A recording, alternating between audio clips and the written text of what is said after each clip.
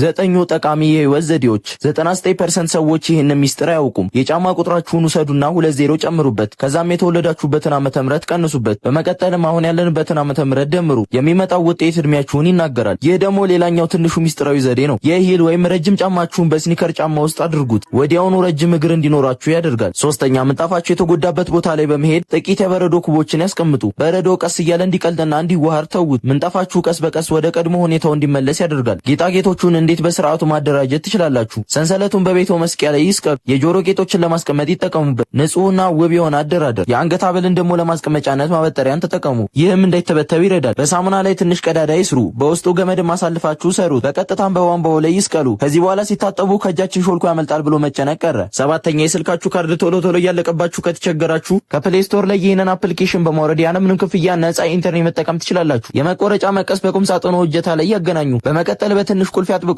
ሰዎች እቃችንን ይወስዱብኛል ብሎ መጨነቅ ከእንግዲህ ቀረ። እነዚህ ቪዲዮዎች አንድ ቀን ሊጠቅሟችሁ ስለሚችል ሴቭ ማድረጋችሁን፣ ቪዲዮን ከወደዳችሁት ኮሜንት ላይ የስ እያላችሁ መጻፋችሁንና እንዲሁም የኛ ቤተሰብ ካልሆናችሁ ፎሎ ማድረጋችሁን አትርሱ።